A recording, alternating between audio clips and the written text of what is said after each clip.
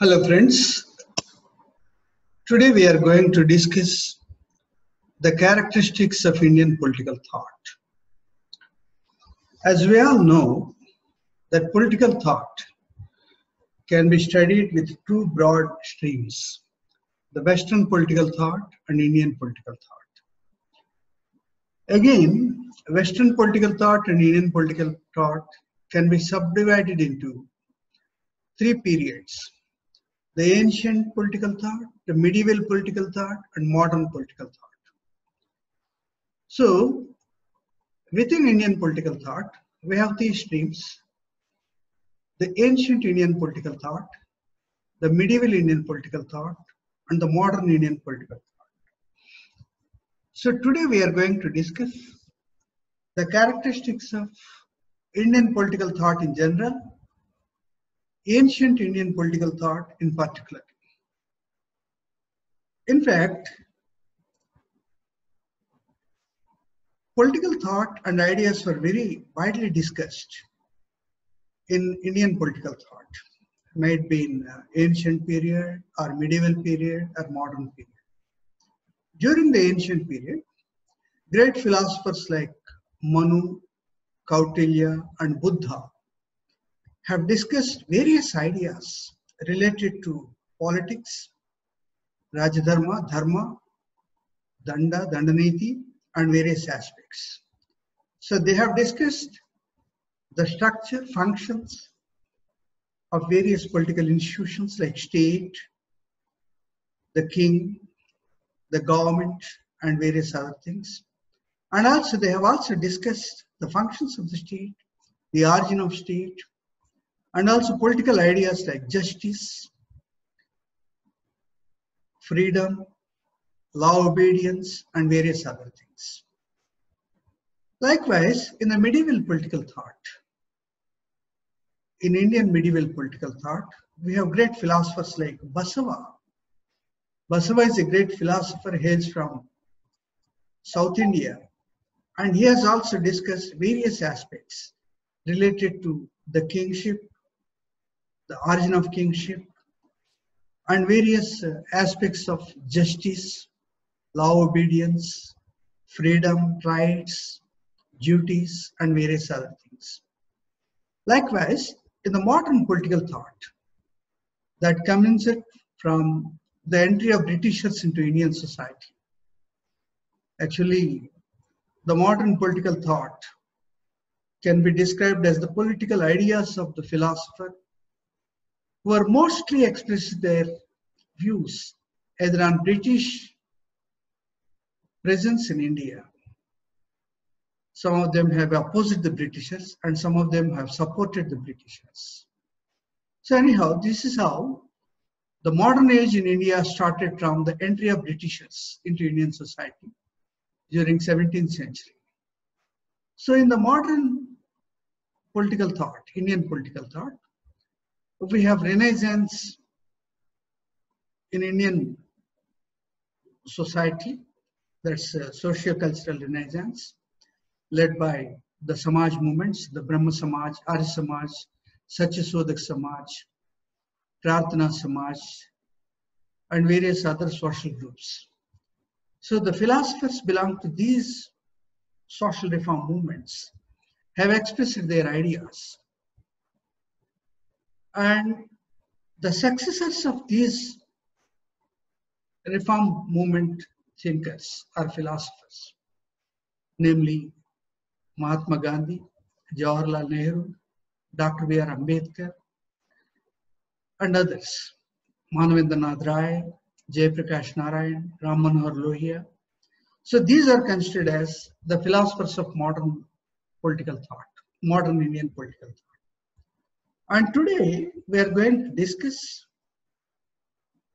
the various aspects of political thought, particularly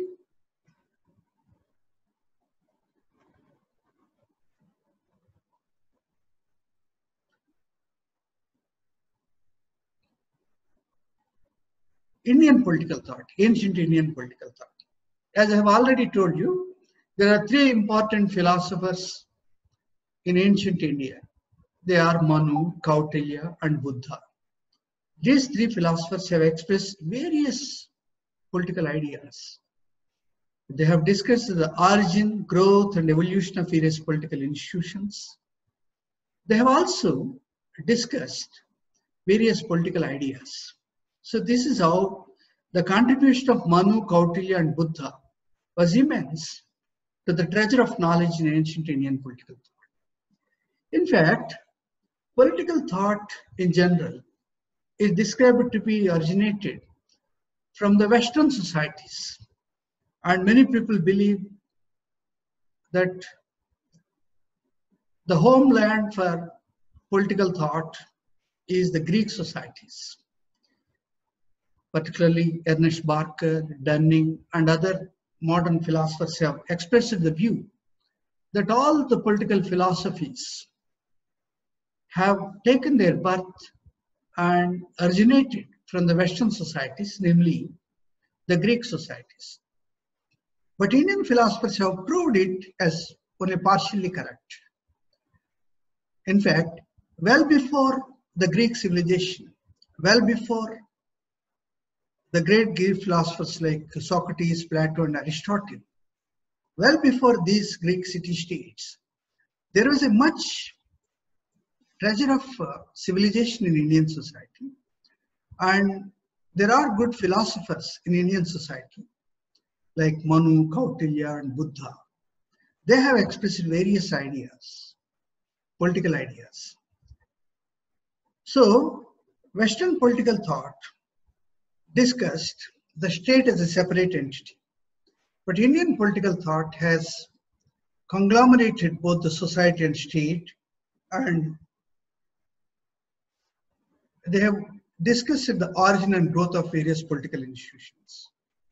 So, Manu, Kautilya, and Buddha are considered as the three important pillars of ancient Indian philosophy.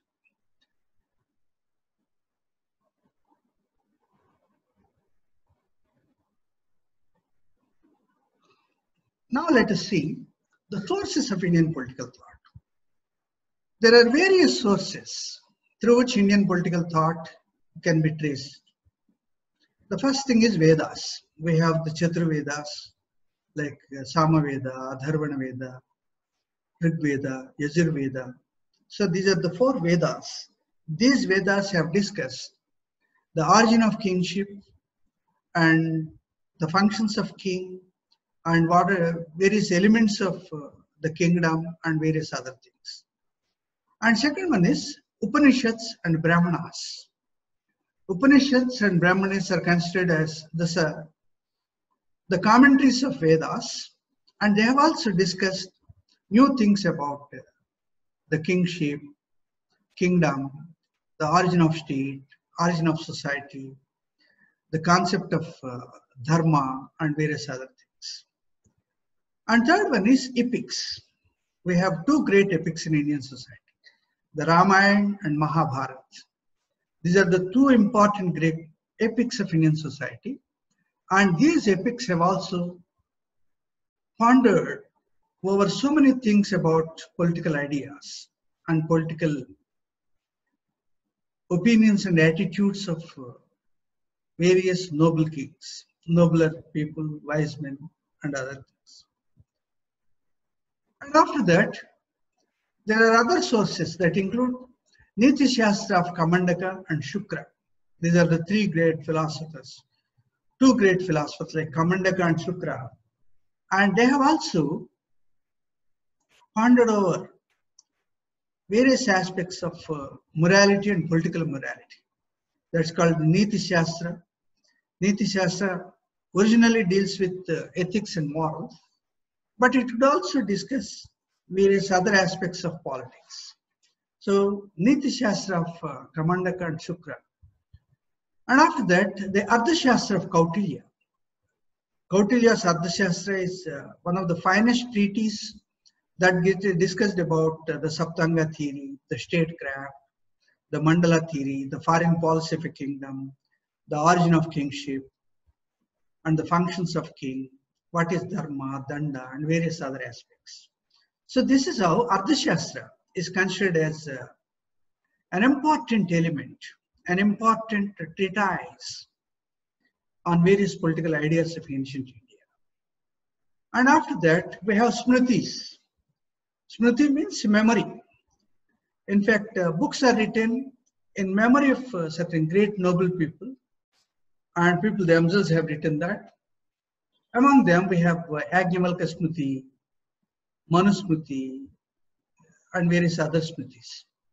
Particularly the Manusmriti, written by Manu, a great philosopher, describes vividly about the origin of state, the state of nature, how the conditions of state of nature have led to the formation of state, and what are the elements of state, what are different organs of the state. I believe there are 7 organs of state. That's called as the Saptanga theory. So these Smritis have vividly discussed about the political structures, political institutions, political associations, and their evolution, growth, and also their functions. So this is how Smritis are an important source of Indian political thought. After that, we have Tripitakas and Jatakas of Buddha. Gautama Buddha belongs to the 6th century BC, and all his discourses are compiled as Tripitakas: Vinaya Pitaka, Sutta Pitaka, Abhidhamma Pitaka. So these 3 Pitakas are also considered as nobler books, both for the society and also to the state. They have also widely discussed about the state of nature, organs of the state, functions of the state, what are the do's and don'ts of the king, and various other aspects. And likewise, we have the stories of Jataka. Jatakas are narrations. So Jataka stories are also discussed by various philosophers based on Buddhist discourses. So these Jatakas also develop on various aspects of political ideas and political attitudes of the respective people. And after that, we have inscriptions and coins. The inscriptions, they're also called as the rock edicts, and the coins prepared by the kings. And they have also discussed, they have also gives a good picture of the attitudes and opinions of the people on politics, political system, political obedience, and various other aspects. And this is also one of the important sources of ancient Indian political thought. And after that, we have certain foreign travelers that have come to India, and they have widely traveled all parts of India, and they have taken note of various aspects of Indian society. And all these aspects are accounted in their books. For example, the Megasthenes. And also we have Fahian. So these philosophers have given their account of Indian society, about Indian society in their respective academic works. So these academic works are also considered as a rich source to discuss the ancient Indian political thought. And nowadays, we have also seen various writers books on ancient India. We have so many writers in the modern times, both in 19th century and 20th century. Of course, in 21st century also. Many academics are writing books on political aspects, social aspects, economic aspects, and also cultural aspects of ancient Indian society. And these works also give us a feeling of the political ideas and political philosophies of ancient Indian society. So this is how we can say the Vedas, Upanishads, Brahmanas, epics, Niti Shastra of Kamandaka and Shukra, Ardhashastra of Kautilya, Smritis, which include the Yagyamalka Smriti, Manusmriti, and various other Smritis, and Tripitakas and Jatakas of Buddha, the inscriptions and coins generated by various kings in their respective regimes, and accounts of foreign travelers like Megasthenes, and various books of writers of on ancient India. So these are the rich sources of ancient Indian political thought, and they express the different views and opinions on the political formations, political structures, political institutions, political culture, and also various political ideas like justice, fraternity,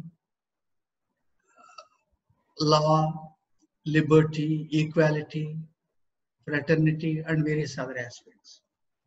So somehow these are the sources, the rich sources of Indian political thought, ancient Indian political thought. Likewise, in the modern times, our great philosophers have written books on various social and political aspects, like Mahatma Gandhi's My Experiments with Truth or Hindu Swaraj, Dr. B.R. Ambedkar's work on annihilation of caste, and various other state and minorities and other books. Jawaharlal Nehru's books like Discovery of India, Glimpses of World History, and various other aspects. So these books give a rich account of Indian society. It gives various details about the Indian society. They have discussed the politics, economics, culture, society, morals, and various other aspects. So among these sources, some of them are very old sources like Vedas, Upanishads, epics, and other things. And some of them are the modern sources. So the modern writer's account of ancient India is also a rich source to know about ancient Indian political thought. So these 10 rich sources account for the details of Indian political thought, particularly in the ancient India. So the prevailing opinion by Western philosophers and Western political scientists like Ernest Barker and Dunning, that political thought has originated only in Greek societies, is proved to be not correct and is only partially true. And to prove that point, ancient India and studies in ancient India also have proved that political culture and political studies and political understanding is very much evident in Indian society, in ancient Indian society, as back as 6th century BC itself. In fact, the ancient Greek societies have started writing about politics from 5th century BC. But even before 5th century also, ancient Indian societies have rich source of political writings in Manu, Kautilya, and Buddha. So this is how these are the 10 rich sources of ancient Indian political thought. Now let us discuss the characteristic features of ancient Indian political thought. Indian political thought discussed various political and moral ideas. In fact, there could hardly be any separation between morals and politics, because they have considered politics as part of morals. A king should also be a personification of moral entity. The king is considered as a moral entity. So there is hardly any separation of politics and morals here. But in some philosophers like Kautilya, you find a clear separation of politics and morals. But in some other philosophers like Manu or Buddha, you hardly find any separation of politics and morals. So Indian political thought discussed various political and moral ideas. Now let us discuss the characteristics. The first one is dharma. Indian political thought has considered dharma as an important feature of the king and state to protect the dharma. What do you mean by dharma? Dharma is a combination of justice and duty. Performing duty in a justifiable manner is called as dharma. So it includes justice and obligation. So that's called as dharma. And dharma is a very dynamic concept. It varies from person to person. It varies from caste to caste. It varies from different age groups and different age stages of the human life. We have dharma in childhood, dharma in youthhood or youthfulness, and dharma in the family life, and dharma at the old age. So dharma is a very dynamic concept, and it varies from one person to another person, one caste to another caste, one age group to other age group. It's also there's a gender division also on this. So dharma is vividly discussed in Indian political thought. In fact, the king himself is claimed to be the protector of dharma, and all the philosophers have endowed the function of protecting dharma to the king. The first and foremost function of the king is to protect dharma. So this is called as justice with duty is called as dharma. And second one is Raja Dharma. Raja Dharma means the duties of king.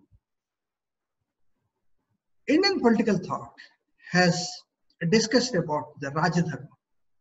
Raja Dharma means dharma of the king.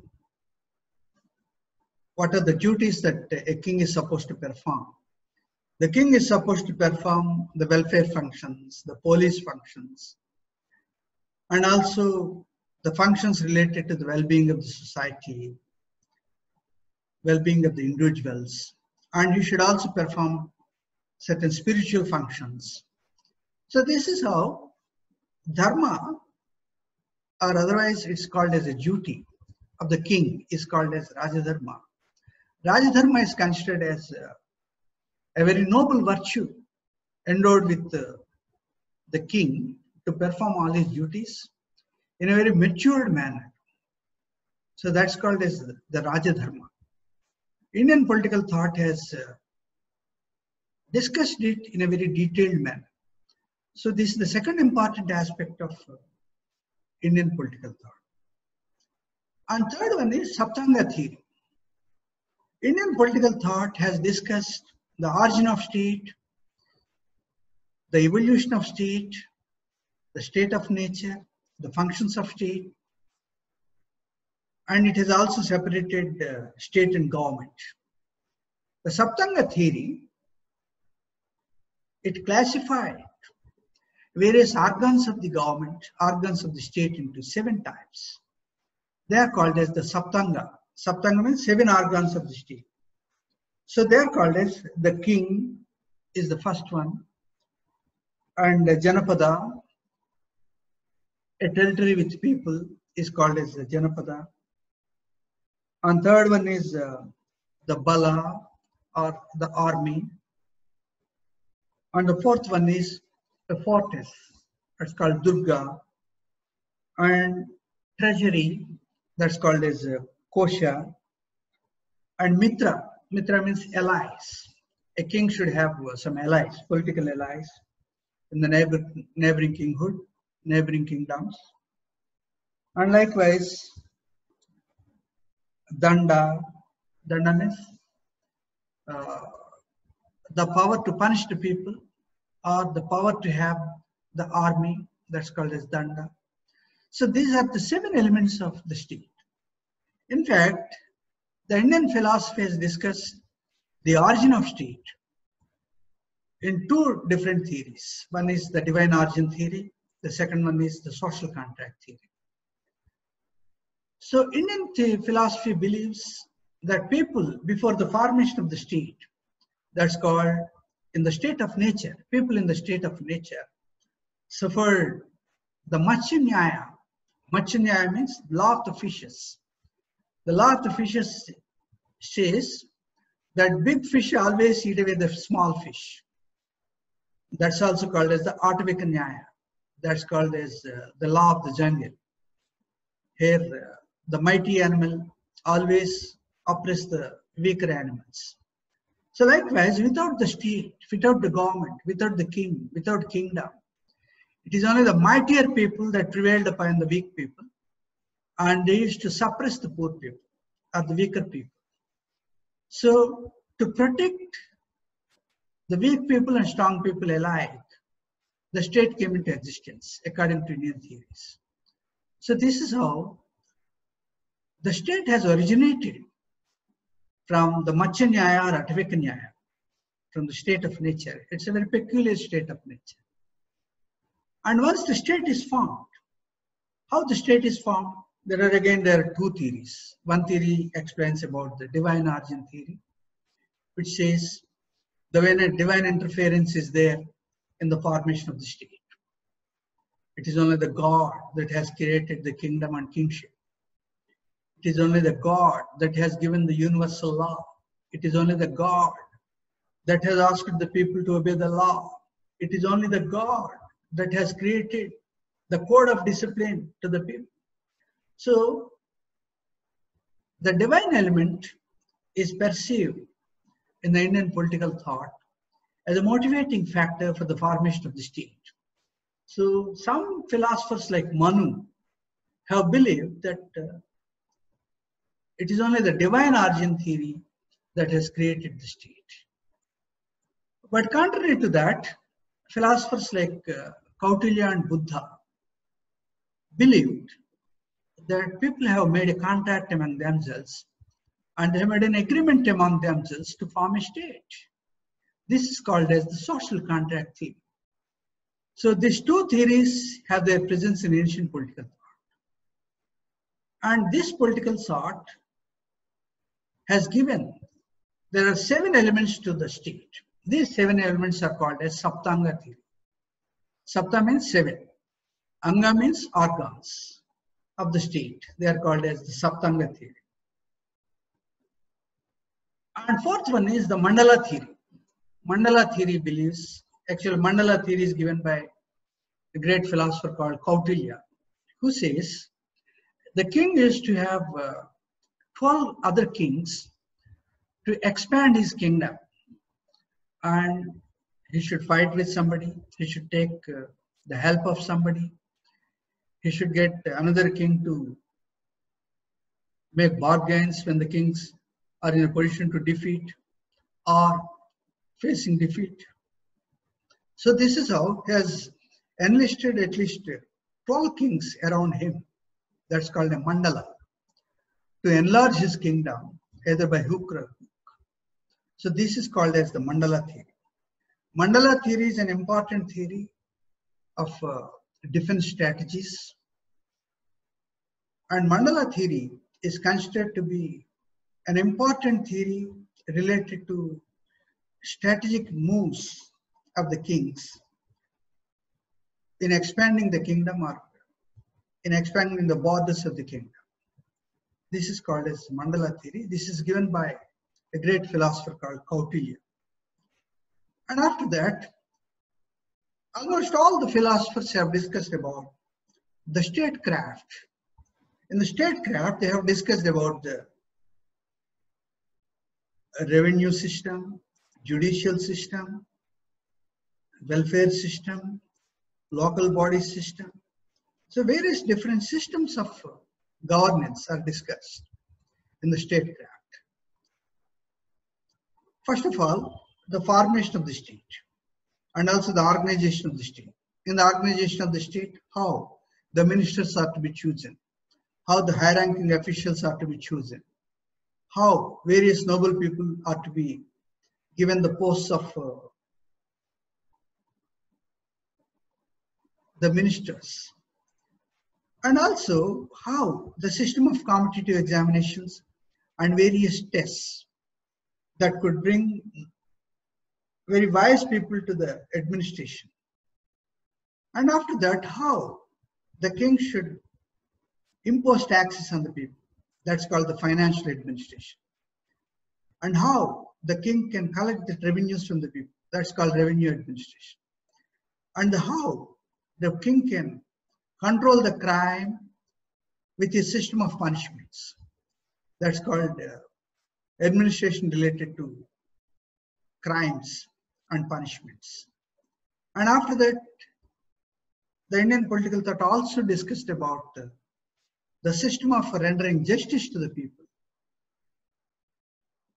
And likewise, it has also discussed about the foreign policy of the king, how a king should have friends, allies, and of course, enemies, neutral kings around him.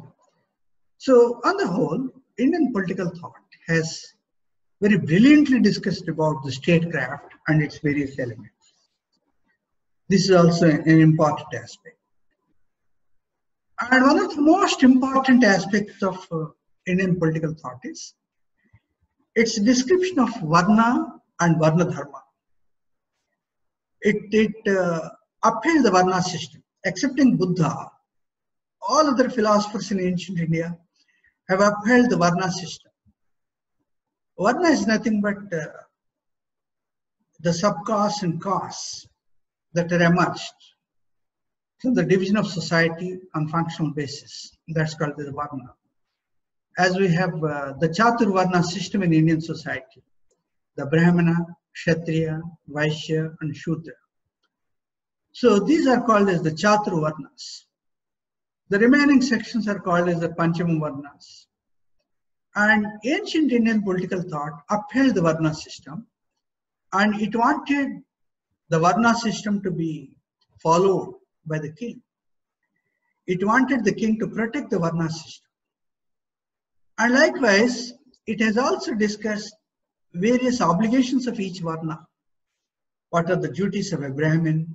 What are the duties of a king or Kshatriya? What are the duties of a Vaishya or what do you say, the merchant or trader? And after that, it has discussed the duties of the production classes, the productive classes, that are called as the Shudra classes. So all the Chaturvarnas and their respective duties are very well described, and the king is endowed with the duty of protecting the Dharma system or Varna system in the Indian societies. So this is called as Varna and Varna Dharma. And after that, Indian political thought also discussed about Danda and Danda Niti. Danda means punishment. How people should be punished, particularly the criminals, the offenders, and also the people who indulge in wrongdoings are to be punished. In fact, the ancient Indian political thought has described the reasons for following the Danda Niti. And it says that the punishment should give a lesson to the society so that people can be deterred from doing crimes. So that's how it acts as a deterrent on the wider society from indulging in crimes. And it also acts as a reformative action on a criminal for his soul searching and to remain as a good citizen. And likewise, it also gives the psychological satisfaction to the victims of the crimes. So this is how criminals should be punished. The punishment of the criminals, or the system of punishments on criminals, is called as the Danda. And the principles behind applying the Danda are called as the Danda Niti. Danda Niti is nothing but the principles behind giving punishment. Danda cannot be given as per the wishes of the king, as per the whims and wishes of the king. So there should be some principle behind the punishment, the system of punishment. So those principles are called as the Danda Niti. And Danda Niti is considered to be very rational and reasonable. And it provides the basis for punishing the criminals. And it says that there should be a clear and right proportion between the crime and punishment. If the crime is big, the punishment should also be big. If the crime is small, the punishment should also be small. So there should be a right proportion between crime and punishment, offense and punishment. So that's called as the Danda Niti. So ancient Indian political thought has described about Danda and Danda Niti. This is an important aspect of Indian political thought. And after that, Indian political thought, on the one hand, it has considered state and society as a unit, is one and all. And it has also, on the other hand, differentiated the state and society. In fact, the society itself has certain norms. It functions on the basis of Varna system and Varna Dharma. And the state is not supposed to interfere into the Varna system or Varna Dharma. It should not reform the society. But state should only protect and reinforce the Varna system. So this is how the society is kept autonomous from the whims of the state. So this is how a society prevents the state from becoming a totalitarian state, and the society remains to be independent of the state. And the state, on the other hand, only controls the society, but it cannot interfere in the social life of the people or the social norms of the people. So this is how, on the one hand, it amalgamates the state and society. On the other hand, it makes a clear difference between state and society. These two paradoxical features are evident in the ancient Indian political thought. The state is a political formation, it's a political institution, and it is formed by a people of state of nature. And state, once it is originated, it has evolved itself as a mightier structure, and it has grappled all the power, and it has become very powerful, omnipotent, and it could control all the sections of the society. This is how the state is endowed with the functions of law and order, police functions, welfare functions, spiritual functions, and various other functions. On the other hand, the society has a pattern of life. It is divided into 4 varnas, varna system. And these 4 varnas have respective dharmas, or respective obligations to perform. And the state should not interfere into the functions of the state, functions of the society. And it should keep the society autonomous. And wherever the principles of the Varna Dharma are violated, then only the state should interfere into the affairs of the society. So by keeping the state and society aloof from each other, ancient political thought has made the state to become independent, and it should also make the state not to be totalitarian. So state and society have a very unique relationship in the ancient Indian political thought. And after that, most of the Indian political thinkers have prescribed 2 forms of government. One is the monarchical form of government, the other one is the republican form of government. The monarchical form of government is widely accepted, of course, in all over the world and in almost all parts of the world. Monarchy is described, monarchy is adopted by various societies. And Indian society is also not an exception to this rule. And Indian society also upheld the monarchy as a system of governance. On the other hand, the Indian society, the ancient Indian philosophers, have also discussed about the merits and demerits of republican form of government. You can see this in the works of Gautama Buddha. In Buddha, he calls it as Ganarajas. The Ganaraja are nothing but republic. Ganas means groups of people controlling the state. Is called as a republican form of government. So these are the two important government forms that are discussed in the ancient Indian political thought. Lastly, the Indian political thought has also described about the law of obedience of the people. Obedience to state, obedience to law, obedience to society, obedience to elders, obedience to family, obedience to caste. So obedience should be a part of life, and people should always be obedient.